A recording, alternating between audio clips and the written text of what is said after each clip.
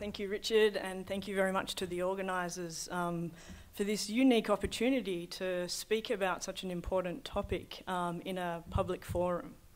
So I'm going to switch gears now and follow Pavla and take this important topic of inflammatory arthritis and how we treat pain into the adult world. So I'm going to introduce you now to one of my wonderful patients, Mary. So Mary's a 52-year-old lady, and she's got an inflammatory arthritis. She's actually got rheumatoid arthritis. She's had a really stormy course with her therapies. So she initially went on to some treatments that you might have heard of called methotrexate and sulfasalazine, but unfortunately they didn't work for her. And over a course of several months, she ended up needing to go onto these new expensive and very potent therapies called biologics. Fortunately, though, once she went onto the biologics, Mary's disease came under really wonderful control. So I was pretty happy with myself, and I was patting myself on the back. And I was giving Mary this good news. But she sort of looked at me a little bit despondently and said, "That's wonderful news, doctor, but why do I still have pain everywhere?" So that made me think about why Mary might have pain.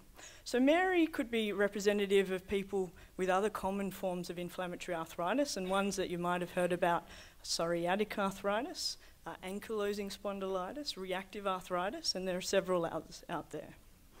So the first question I asked is this persistent pain in people who have their disease well controlled common in patients with inflammatory arthritis? So we have this wonderful registry in Australia, and if you're a patient in the room with inflammatory arthritis, you should really think about signing up for it. And what this registry does is it follows patients in it every 6 months, and it sends them a series of questionnaires that ask them things that are important about their day-to-day lives. And the registry is called the Australian Rheumatology Association Database, or ARAD for short. So this has a huge amount of patients in it. So I looked at almost 1,600 patients who had rheumatoid arthritis and asked them the single question: how much pain have they had in the last week? And we asked them to score their pain on a 0 to 100 score. And they just put a simple line on it like this. And we found really interesting and I think quite staggering results. So we found that when we asked the general question, had people had any pain, 94% of these patients said they'd had some level of pain in the last week. Of more concern was that 58% of that was rated as moderate to severe. So this is not insignificant amounts of pain that we were talking about. And that's slightly more than was reported in the kids' data, which was about 25% from Pavla's talk. Of even more concern than that, 26% of these patients who have well-controlled disease on the latest expensive therapies were using opioid treatment or reported using opioids, despite the known harms. And certainly that's become very topical recently with the reported overdose deaths of very public figures. What we also found, which is widely known but wasn't proven in the Australian patients, is that poorly controlled pain is associated with lower quality of life, higher levels of disability and emotional distress, and lower mood. So this is a big problem. So what does it tell us? It tells us Mary's not an unusual case, and as a rheumatologist, I should really think about this. And despite significant advances in these treatments, when people have well-controlled disease, I still need to be asking about pain in these patients. So this is a lesson to the clinicians in the room, but also the patients, to separate disease management from pain management. And the third thing we learned was that we're not doing pain management very well, because a huge proportion, more than 1 in 4 of our patients, are turning to opiates to try and treat their pain. So what can we do about this? Repetition is a wonderful way to learn. So some of the concepts that Pavla's has told you about in children are very similar, but there are some slight nuances and differences in adults.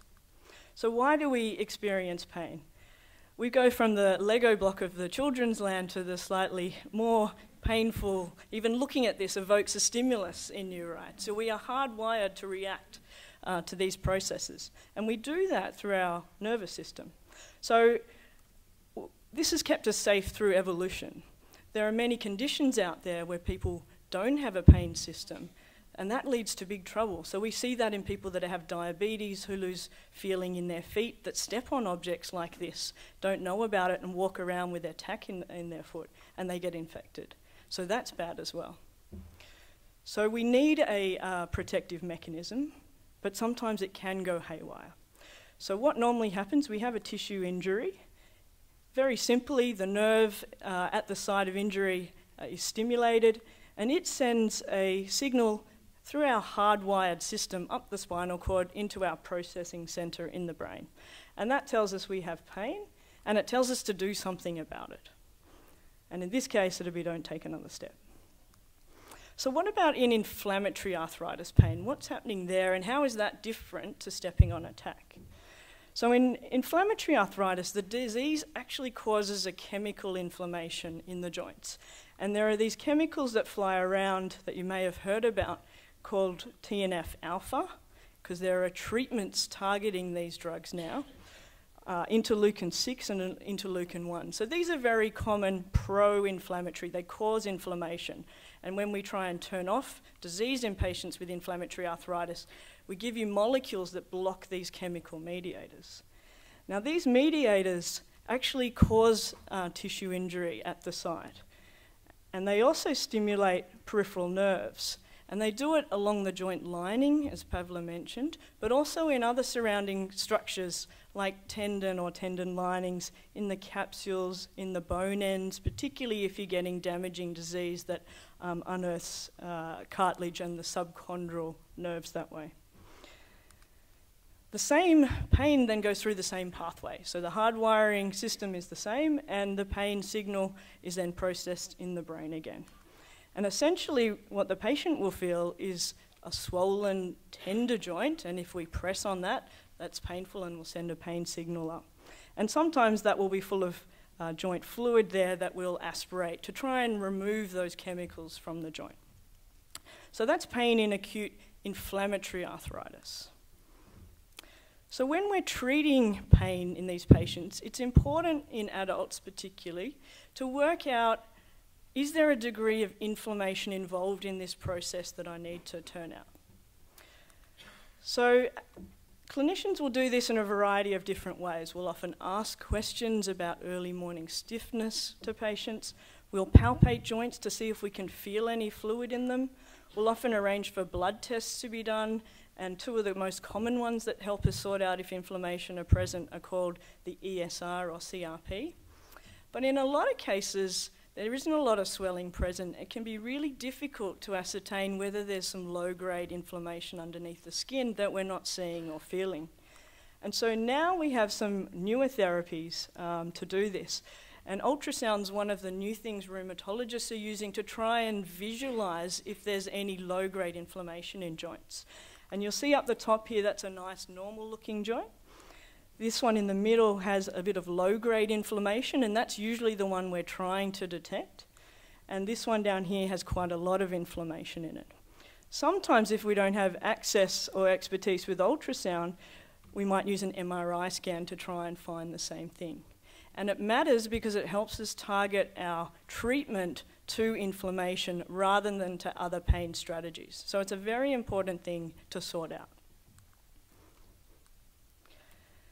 So if low-grade inflammation is found, usually the rheumatologist or the general practitioner will try a few different things to treat the pain. So they may add an anti-inflammatory if there's no reason that you can't have one. If you're already on one, they might trial a different one because they don't always work the same in individuals. Sometimes if it's just one joint, we'll try a cortisone injection to again, turn off all those chemical mediators in the joint. Sometimes we may play with the medications that you're on for the joint disease. So that might be prednisone, or we might play with the other medications like methotrexate or sulfasalazine or leflunomide. So all of those things are strategies to try and turn off that inflammation and stop that chemical process telling the nerves to fire a signal up to the brain. But Mary had an ultrasound, and this often happens in clinical practice. And they found on Mary's ultrasound that she had no inflammation present, but she still had sore joints, and she wanted to know why that was. So thinking about this, you need to go back to the pain pathway again. So in this case, what can happen is when you have ongoing chemical disease, a bit like Pavla was talking about, you teach the pain system to become a bit too good at its job. And essentially, you become a bit hypersensitized. So you develop these peripheral nerves in your joints that fire when they wouldn't normally fire. And so even when there's no tissue damage or any chemicals present, when you put a local pressure over that joint, you're sending a signal up to the brain that's being interpreted by the brain that you have pain, even when there's no ongoing tissue injury. And that's really important to understand, because your natural instinct is to protect that joint and not move it. But actually, that's the worst thing you can do in this situation. You need to maintain your ligament laxity and your muscle strength, and so exercising this is a really important part of the process. So dissecting out when inflammation is present or not is critical. So we call this peripheral sensitization. So when you have sore joints, like the joints in your hands, but there's no ongoing tissue injury, and it's because you've got sensitive nerves that are firing too easily. And just to reiterate again, so that's the same philosophy as what happens when you have skin sunburn. So it's the same sensitivity that you feel. So it's likely in this case, when Mary having a normal ultrasound, that she's got some form of peripheral sensitization. So what can we do about this? So generally, peripheral sensitization causes you to be really tender, but it's a low-grade pain and doesn't tend to be severe. So we tend to go along the conservative management lines for that.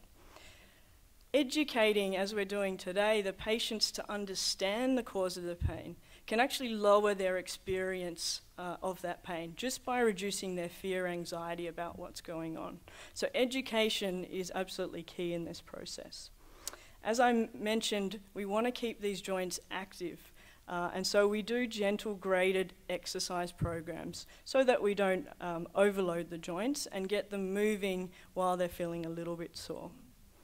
Often we'll refer off for an aerobic program because that has the benefit of getting the body to release its internal pain suppressants, and they're called endorphins. And we know that will happen if you increase your heart rate up. So it's a bit like when you're running on the treadmill and you get to that point where you just feel horrible and that lactic acid kicks in, your body will start to release these endorphins to dull that sensation of pain. So we don't need to get to that stage, but some gentle exercise will help start to release and get the joints going. So aerobic exercise is a really useful treatment for this peripheral sensitization. It's really important to let patients know that anti-inflammatories, because there is no inflammation, aren't going to help this, and neither will injections into the joint or increasing their immunosuppression that they're taking for the disease. The disease is inactive, so that's why we don't increase the treatment in this case. Importantly, though, we don't want to keep this stimulating cycle going, so it's important to optimally manage the disease to prevent another flare that will re-trigger this from going and start that cycle. So managing the disease is really important in preventing peripheral sensitization. And that's why we have early arthritis clinic now, to try and get people early to turn off this inflammation so they don't go on to have chronic pain. So what about more widespread pain? So we've talked about pain just localized to the joints, but what about when Mary tells me that actually the pain is everywhere, and no matter where I touch her, she's suddenly very sore? So again, if we go back to our pain diagram, we know that she's got peripheral sensitization. And again, if we allow ongoing disease activity, what generally happens then is you get the same process then happening in the spinal cord, which sends more signals up to the brain, and the brain's filter for letting the signals in is not very good by this stage, and so it gets overloaded by too many pain signals coming in. So we call this central sensitization. And what will happen is, again, even though there's no disease activity and no tissue injury, when we go and touch Mary on her back or anywhere else, she has nerves that are firing without any abnormal or bad reason to, and she's feeling pain at these sites. So these nerve endings are triggering when they're in normal tissues. So again, it's really important to reinforce that this pain does not mean that there's ongoing tissue injury. It means that you've got an abnormally functioning neurological system, and we often call this, when it's got chronic widespread pain, fibromyalgia. So unfortunately for Mary, it's likely she also has central sensitization as well. Mary then asks and says, look, I do have pain everywhere, but it's a bit different every day. Why does that happen? And so to think about that, you have to think about all the other influences of the pain experience. And this will be different with adults compared to children. And some of the common ones are obviously the genes that you are born with. Some people will be born to experience higher levels of pain. We all know that different members of our family may have different pain thresholds. But other important influences are things like mood and sleep and fatigue, and whether you've had a bad pain experience before. That's going to pre-sensitize you to any further pain experiences. So for example, if your mood's a bit low, if you didn't sleep well because it was too hot in Darwin last night, if you're stressed, if you've got anxiety, or you've had a bad pain experience, the pain you are feeling or experiencing is going to appear magnified, even with the same input. So it's important to realize that pain is not a one-dimensional sensation, and it's unique to an individual, and it's influenced by a multitude of different factors. So what does this mean for Mary and anyone else in the audience that might be experiencing a similar problem? It means that you have to have an individualized, targeted, and multimodal approach to pain management. You can't just use one strategy. So what does this mean? It means you've got to sit down with Mary and go through with her what all the possible contributing factors to her pain might be. And there's a whole lot of them that I've just listed there.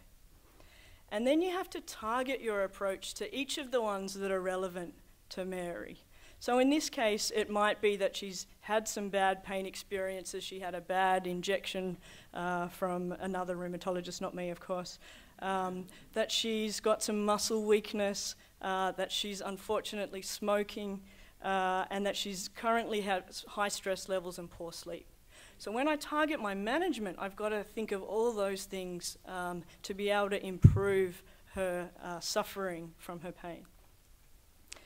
So no single pill, patients want a quick fix. No single pill is ever going to fix this. And we need to reset community expectations that we cannot fix this easily. We can make it better, but we have to be realistic about this with pain management. So no opioid medication is going to take all of this away as much as we want it to. So who do we involve to try and treat Mary? Depending on where you live and what you have access to, there's a whole range of people that might need to be involved. And again, this is going to be targeted to what the individual drivers of Mary's pain are. Things that are going to influence that are obviously the access to these people, the cost associated with some of them. Unfortunately, for some people, it's much cheaper to take a script for the opioid than to pay to go and do a exercise program or a hydrotherapy program at the local pool. There's time involved with these. Some of these may interact with each other, and we always have to weigh up the harms of the treatment versus the potential benefits. And knowing what the patient thinks about each of these is critical in how they might work. So what are our goals in therapy? We've got to think about reducing the patient's suffering, not just their pain levels, because a pain level of 5 may mean very different suffering for an individual patient. So we've got to move away from numbers a little bit and start looking at how can we improve this person's quality of life, and usually we do that by improving their function. And while we're doing that, we want to minimize any harm for that patient. So how do we do this? In terms of strategies, I think the first thing is doing that initial thorough assessment and trying to work out what all those key drivers are for that individual patient. And by giving them a thorough assessment, you're also building that therapeutic relationship with them, that you're taking them seriously, and you've got a generalized, well overview approach to this problem. The second thing is, and you'll hear this over and over today, is education. You will empower patients much better to manage their pain if you can educate them to understand it and the treatments that go along with it. As I mentioned, you have to set realistic expectations. It's unlikely that we're going to be able to get 0 out of 10 pain for these patients in a month's time. So don't set yourself up to fail by setting that as your expectation, and rather focus on functional goals that are important to you. As I mentioned, we have to use multiple strategies and a coordinated health team that actually talks to each other. And unfortunately, the Australian system as it is isn't well structured to be able to support that environment for many patients out there. We have to consider the harms versus the benefit, and that's where the concern for opiates comes in, particularly with addiction and overdose deaths. And importantly, we've got to review this regularly. So when we have a strategy, give it a period of time to work, and then have a look and see if it is working. And if it's not, change it, do something about it. If you've been on an opioid for 6 months and you feel like you've got the same level of pain, then go and talk to your doctor about whether you should still be on that treatment. So what did I do for Mary? I educated her about her pain, and it's amazing how patients will respond to you once you finally explain to them why they're feeling so terrible and acknowledge their fears and try and deal with that. I referred her off for a hydrotherapy program to try and help with her central and peripheral sensitization and to get her joints going. She was drinking a lot of caffeine before bed, so that wasn't so good for her sleep hygiene, so we suggested not drinking any caffeine after midday. Quitting smoking can certainly improve pain levels long term, and there's good data to support that. And then with that sort of simple initial management plan, communicating that well with the physio and the GP so that we're all giving Mary the same messages. And I set Mary the 1-month goals of trying to attend 1 hydrotherapy session a week. Great if you can do more, but 1's a reasonable, achievable goal. Try and have a social goal or a functional goal, so she'd stop seeing her friends, of trying to start seeing her friends once a week, and reducing her number of cigarettes by 50%. We didn't quite succeed on that one. And then I was going to reevaluate her in 1 month to see how she was going. So in summary, pain is a really common problem and under-recognised problem for patients with inflammatory arthritis. It often does not correlate with disease activity. There are multiple mechanisms underlying it, and to improve function and quality of life, we need to have individualised, targeted treatment plans that use multiple different strategies. Thank you.